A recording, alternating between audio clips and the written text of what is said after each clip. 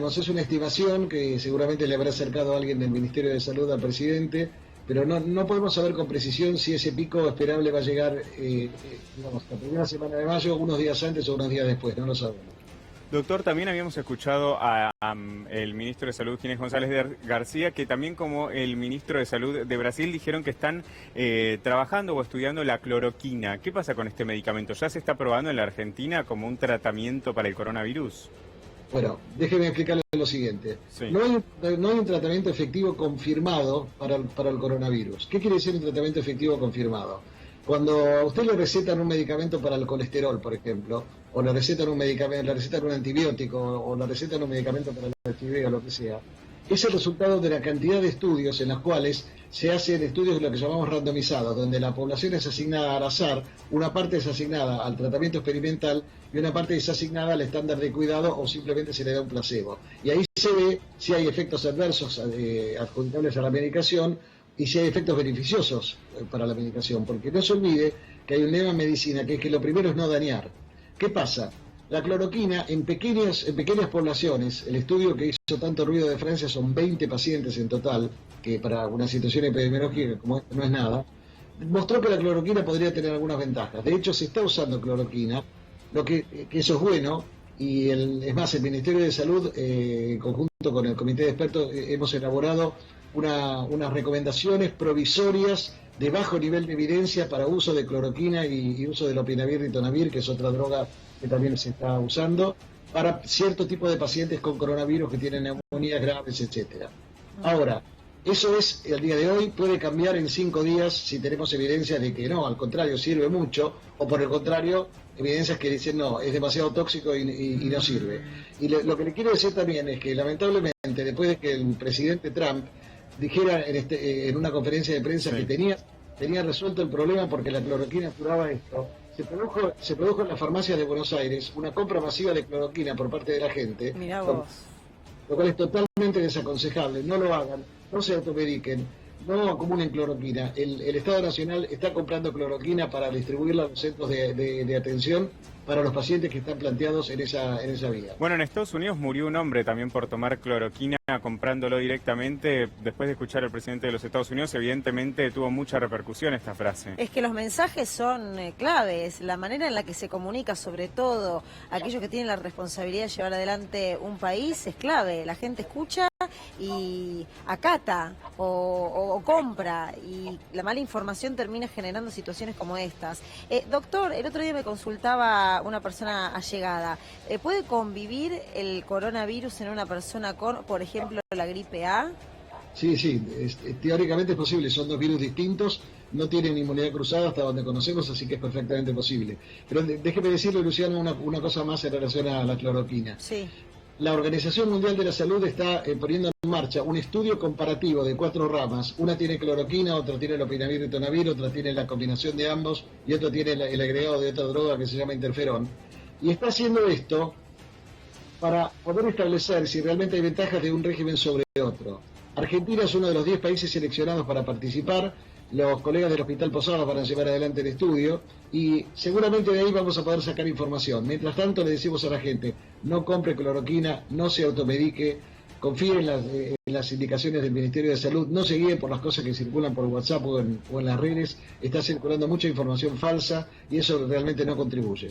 ¿Cuál es otra información falsa que además ha visto permanentemente o que le preguntan en este último tiempo permanentemente? También para ayudar a los que están escuchando en estos momentos y desactivar ese tipo de datos.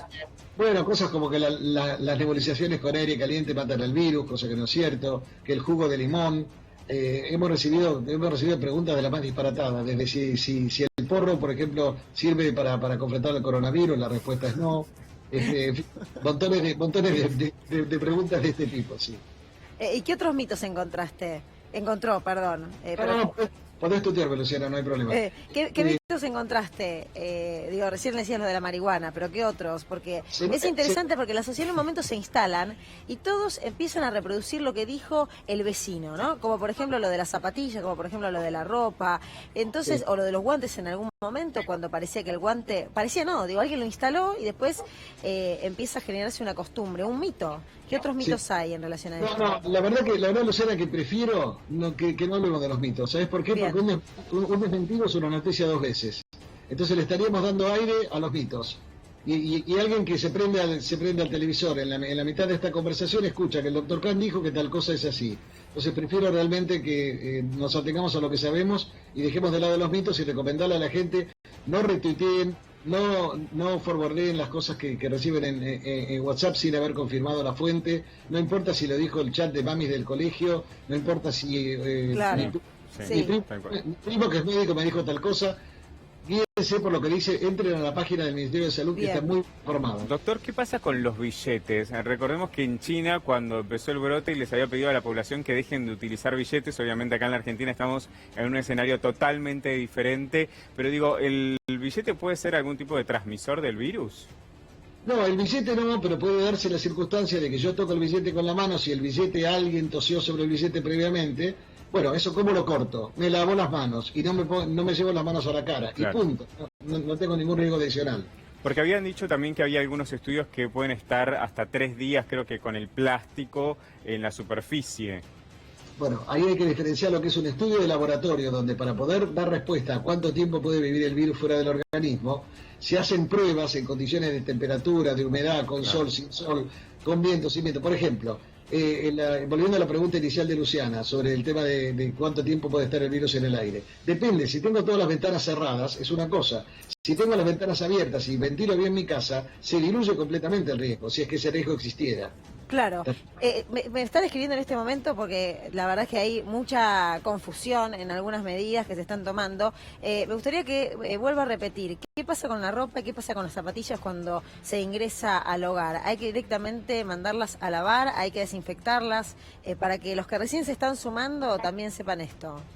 La ropa, lavarla como hacemos todas las noches, que uno pone a lavar su camisa, su ropa interior, etcétera, después de bañarse. Con las zapatillas, yo en particular no tomo ninguna actitud porque, vuelvo a repetir, el virus no vuela, el virus no viene hacia mí, yo voy hacia el virus. Si yo pisé, a ver, vamos a poner un escenario realmente improbable, yo pisé en el mosaico que está en la puerta de mi casa, alguien escupió, alguien tosió y quedó una fracción del esputo en el piso y yo la traigo con las zapatillas, bueno, a ver, yo no me voy a llevar la zapatilla a la cara, no me voy a llevar la zapatilla a los ojos, a la nariz o a la boca. Pero si alguien es muy obsesivo y quiere limpiarse la suela de las zapatillas, tome un trapo con agua, con detergente, que lave bien la suela de la zapatilla y punto y aparte. No lo estoy recomendando, no estoy diciendo que sea imposible, pero entiendo que la gente a veces se pone ansiosa y entonces, por lo tanto, si lo quieren hacer, háganlo, pero no es necesario. Recién hablábamos de los barbijos y estamos viendo las imágenes de la policía que usa barbijo y usa guantes. ¿En esos casos está bien? ¿En esos casos también tendría que dejar de utilizarse? En mi opinión, no está bien que usen guantes y barbijo, no hace falta. Pero lo que pasa es que a veces pasa que la gente que está mucho tiempo en la calle, o mucho tiempo en esta situación, digamos, laboral, plantea exigencias que entiendo que a veces los superiores, dicen, está bien, le damos barbijo para que no se arme lío, pero la verdad que no hay ningún motivo. Además quiero decirle una cosa, si alguno de ustedes tuvo puesto un barbijo alguna vez, sabrá que al cabo de un par de horas se empieza a humedecer y deja de ser protector. Es decir, se humedece, yo creo que estoy protegido porque tengo el barbijo, pero como mi turno es de 8 horas de trabajo y tengo puesto el mismo barbijo, al cabo de 3-4 horas ese barbijo no me sirve para nada y yo creo que estoy protegido y no lo estoy. Doctor, así que es contraproducente. Uno de los argumentos que suelen utilizar aquellas personas que usan barbijo es, en China y en Asia puntualmente vemos muchas personas con barbijo. En ese sentido, digamos, ¿funciona seguir esta especie de ejemplo en Asia que están utilizando siempre barbijo a pesar de no tener síntomas? No, déjame que te diga una cosa. En China, en Asia en general, yo tuve oportunidad de viajar por motivos profesionales. La gente usa mucho barbijo por la contaminación ambiental. Mucho antes de que siquiera soñáramos con el coronavirus, muchísima gente anda con barbijo. En los aviones, en el transporte público, en la calle.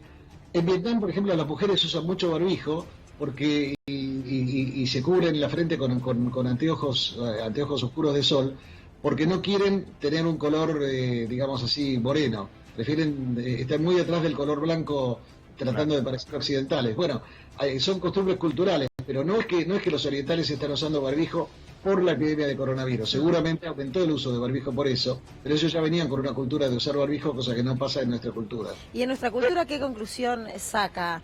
¿Que la gente no lo entendió? ¿Que no entendió que el barbijo no es necesario? Mira, Luciana, hay que ser muy prudente con eso. La gente tiene miedo, y tiene miedo porque muchas veces se intoxica con la información.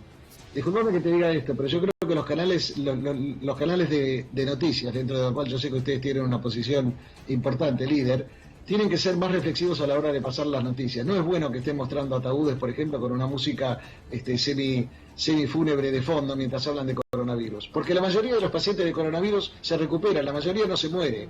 Pero estar todo el tiempo, 24 horas por 7 días, hablando del coronavirus, hablando de las muertes, hablando de la cantidad de casos, me parece que llega un punto en el cual eso genera mucho miedo en la población y hace que la gente haga cosas irracionales, como ir a los supermercados, por ejemplo, y comprarse 10 paquetes de rollos